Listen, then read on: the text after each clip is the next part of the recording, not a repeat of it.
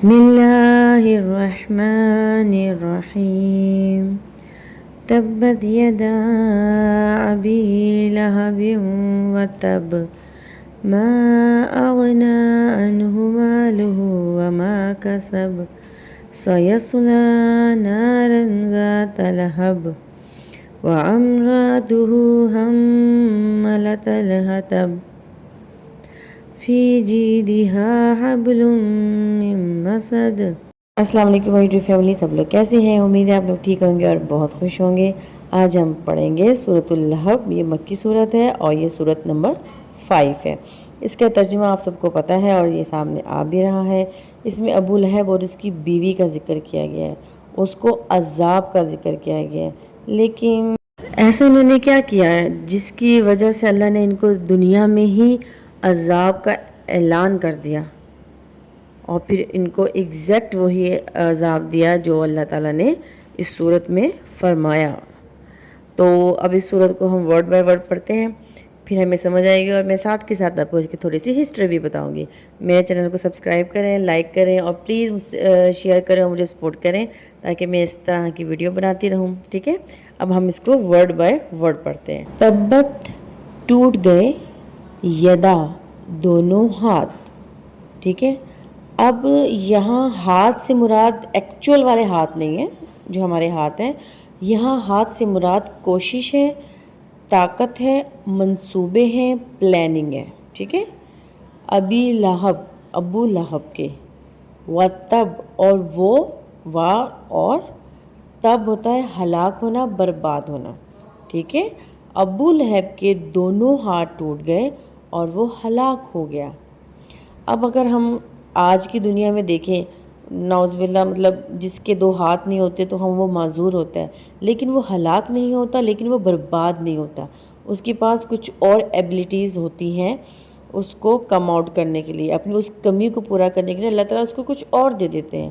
لیکن کیونکہ میں نے آپ کو پہلے بتایا یہاں پر دونوں ہاتھ، یدا کا مطلب ہاتھ ہوتا ہے، لیکن اس سینس میں ہاتھ کی بات نہیں ہو رہی، یہاں اس کی منصوبوں کی بات ہو رہی ہے، یہاں اس کی طاقت کی بات ہو رہی ہے، یہاں اس کی کوششوں کی بات ہو رہی ہے جو وہ آپ کے اگینسٹ کرتا تھا، ٹھیک ہے؟ ہر طرح کے منصوبے اس کے برباد ہو گئے، مطلب دونوں ہاتھ اس کے کٹ گئے، نہ وہ ایک وار کر سکتا تھا اور نہ ہی وہ خود کو بچا سکتا تھا۔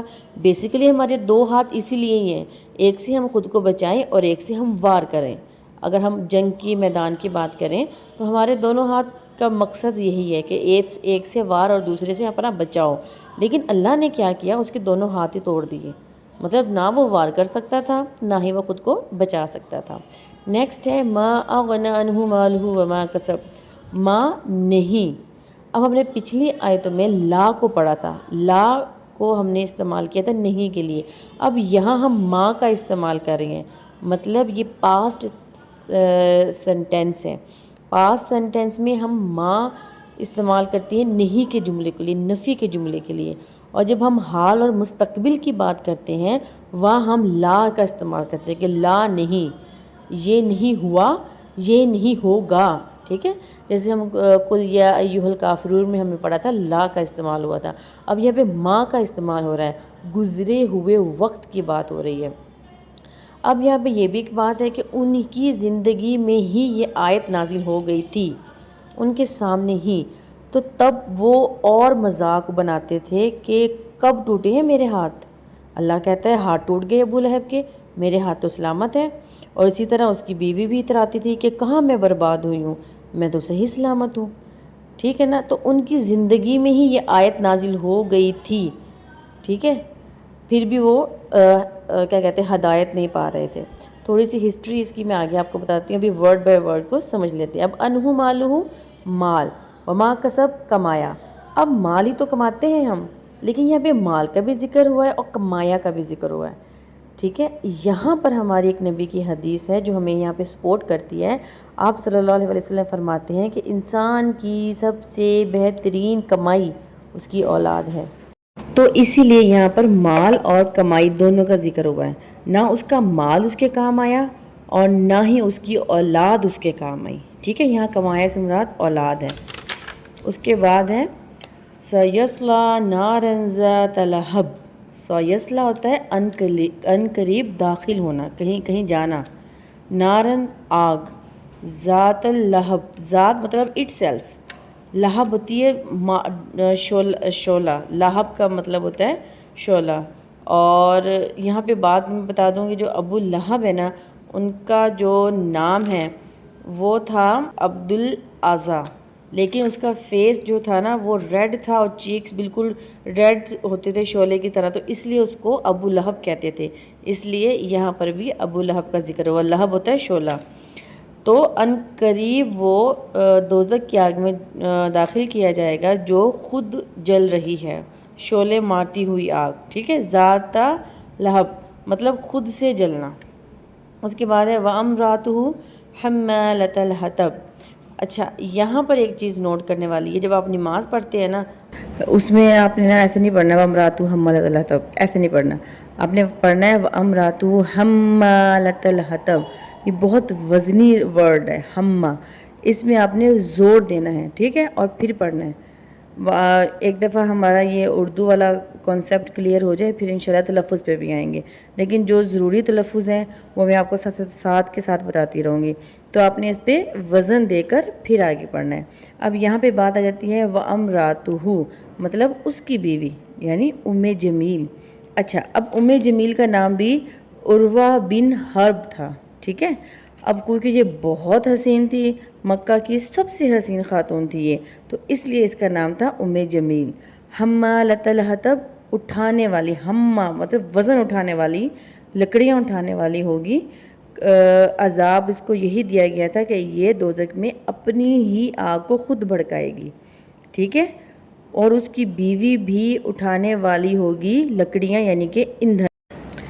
فی جیدہا حبل من مسد، فی مطلب میں، جیدہا اس کی گردن، حبل ہوتا ہے رسی، من کی، مسد کھجور کی رسی، بہت سارے اسکالرز لکھتے ہیں ناریل کی بنی ہوئی رسی، لیکن ایسی رسی جو ریشے دار ہو، جو آپس میں بل کھائی ہوئی رسی، یہ تھے عذاب ان دونوں کے، ٹھیک ہے۔ ایک دفعہ سارا پڑھتے ہیں پھر میں آپ کو بتاتی ہوں کہ ابو لہب کے دونوں ہاتھ تباہ ہوں اور وہ خود بھی تباہ ہو گیا، ٹھیک ہے، اس کا مال اور اس کی کمائی اس کے کسی کام نہ آئی، نہ مال کام آیا نہ اولاد کام آئی، وہ بھڑکتی ہوئی آگ میں داخل ہوا، اور اس کی بیوی بھی جو لکڑیاں اٹھانے والی ہے، اس کی گردن میں بل کھائی ہوئی رسی ہوگی۔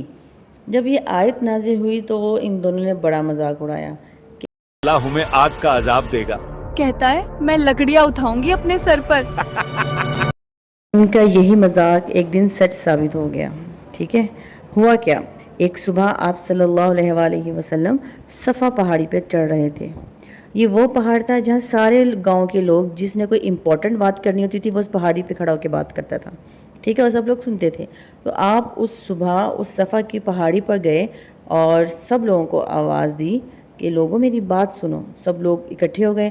آپ نے کہا کہ اگر میں کہوں کہ اس کے پہاڑی کے پیچھے بہت بڑا خطرہ ہے جو تمہاری طرف آ رہا ہے، تو کیا تم میرا یقین کرو گے؟ انہوں نے فرمایا ہاں بالکل ہم آپ کا یقین کریں گے، کیونکہ آپ صادق ہیں، آپ امین ہیں، آپ سچے ہیں۔ تو پھر آپ ایک پل کے لیے رکے اور پھر آپ نے کہا کہ تو پھر ایمان لاؤ میرے اللہ پر، ایمان لاؤ اس ایک اللہ پر جس کا کوئی شریک نہیں ہے، جو اکیلا ہے۔ تو اس ایک پوائنٹ پہ آ کے وہ سب لوگ ایک دوسرے کی طرف دیکھنے لگے اور کہنے لگے ہم اپنے باپ دادا کا دین چھوڑ دیں؟ ایسا کیسے ہے، ہم اتنے سالوں کی جو ہماری عبادت ہے اس کو چھوڑ دیں؟ یہ تو ممکن نہیں ہے۔ تو اس اتنے سارے جو ہجوم اکٹھا ہوا تھا اس میں ایک شخص اٹھا اور کہا تبت لکا، مطلب تو تباہ ہو، تیرے ہاتھ ٹوٹ جائیں، نعوذ باللہ۔ یہ اس شخص نے ہمارے پیارے نبی صلی اللہ علیہ وآلہ وسلم کو کہا، اور یہ شخص اور کوئی نہیں ابو لہب تھا، جو کہ آپ کے سگے چچا تھے، اور جمیل اس کی بیوی تھی۔ جمیل ہر وقت اپنے شوہر کو اکساتی تھی، اپنے بچوں کو اکساتی تھی کہ نبی پاک صلی اللہ علیہ وآلہ وسلم کو پریشان کریں ہر وقت، اور وہ اکثر لوگوں کو اکٹھا کر کے کہتی تھی کہ جو بھی نبی پاک صلی اللہ علیہ وسلم کا قتل کرے گا نعوذ باللہ، میں اس کو اپنے گلے کا ہار دوں گی، ٹھیک ہے۔ اسی لیے اس کو یہ عذاب ہوا کہ اس کے گلے میں رسی ہوگی، اور کیونکہ وہ اکساتی تھی اسی لیے وہ اپنی لکڑیاں خود اٹھائے گی، اپنی آگ کو خود بھڑکائے گی۔ اور ابو لہب نے سب کے سامنے آپ کو نعوذ باللہ یہ کہا تھا کہ تم تباہ ہو جاؤ، تمہارے ہاتھ ٹوٹ جائیں، تو اسی لیے اللہ تعالیٰ نے ابو لہب کے ہاتھ توڑ دیے۔ اب ایسا نہیں تھا کہ ان لوگوں نے آپ کے ساتھ برا کیا اور فوراً سے یہ آیت نازل ہوگی اور فوراً سے وہ تباہ ہو گئے، نہیں، اس میں ایک بہت بڑا وقت تھا، صبر کا وقت۔ ہمارے نبی نے بہت صبر کیا اور ان کی ہر طرح کے منصوبے کے باوجود آپ نے نبوت کا کام جاری رکھا، آپ نے اللہ کا پیغام دیتے رہے اور ان کی پریشانیوں کا سامنا کرتے رہے خاموشی کے ساتھ، کیونکہ آپ صلی اللہ علیہ وآلہ وسلم کو پتہ تھا کہ آپ کی مدد آئے گی، ضرور آئے گی۔ لیکن ایک دن حد ہو گئی۔ حد کیا ہوئی کہ جمیل نے اپنے دونوں بیٹوں کو کہا کہ ابھی اور اسی وقت اپنی بیویوں کو طلاق دے دو، تو ان کے بیٹوں نے ایسا ہی کیا، انہوں نے اپنی بیویوں کو اسی وقت طلاق دے دی اپنی ماں باپ کے کہنے پر۔ اور وہ دونوں بیویاں آپ صلی اللہ علیہ وآلہ وسلم کی بیٹیاں تھیں، شہزادیاں تھیں آپ کی، کلثوم اور رقیہ۔ آپ کی دونوں بیٹیوں کو ایک ہی دن ڈیورس ہو گئی اس عورت کی وجہ سے۔ آپ بہت غمگین ہو گئے، بہت ٹوٹ گئے۔ پھر یہ آیت نازل ہوئی اور اس آیت کے کچھ عرصے کے بعد جنگ بدر ہوئی۔ اب جنگ بدر میں ابو لہب نہیں جانا تھا، لیکن اللہ کے حکم سے ایسی کوئی بیماری لگی کہ یہ جا ہی نہیں پایا اور اس کی جگہ کوئی اور گیا اور وہ لوگ ہار گئے، مشرکین کو شکست ہوئی اور ابو لہب اس صدمے میں اور بیمار ہو گیا اور اس کو کوئی گندی بدبو والی بیماری لگی کہ اس کی اپنی اولاد بھی اس کے پاس نہیں جاتی تھی، کوئی نہیں جاتا تھا اس کے پاس، حتیٰ کہ جب وہ مر گیا تب بھی اس کی لاش کو کسی نے ہاتھ بھی نہیں لگایا، وہ ایسے ہی گلتی سڑتی گئی۔ اور وہی ہوا جو اللہ نے کہا کہ تباہ ہو گئے، دونوں ہاتھ ٹوٹ گئے۔ اور اس کی بیوی کا بھی یہی حال ہوا، وہ جب مری تو آخرت میں وہ اپنی لکڑیاں خود اٹھائے گی اور جو گردن میں وہ جو ہار پہنے پھرتی تھی، لوگوں کو آفر کرتی تھی کہ یہ ہار میں ان کو دے دوں گی، اور وہ ہار اس کے گلے کی رسی بن جائے گا، اور اس کی موت بھی بڑی دردناک ہوئی تھی۔ یہ تھی چھوٹی سی ہسٹری اس آیت کی۔ امید ہے آپ کو میری باتیں سمجھ آ رہی ہوں گی۔ کوئی کمنٹ لازمی کیجیے گا، کوئی اصلاح کیجیے گا اور دعاؤں میں یاد رکھیے گا۔ اللہ تعالیٰ آپ کو، مجھے، ہمارے بڑوں کو، چھوٹوں کو، سب کو قرآن پاک سمجھنے کی توفیق دے۔ آمین ثم آمین۔ ملتی ہوں آپ سے اگلی ویڈیو میں، اپنا خیال رکھیے گا۔ اللہ حافظ۔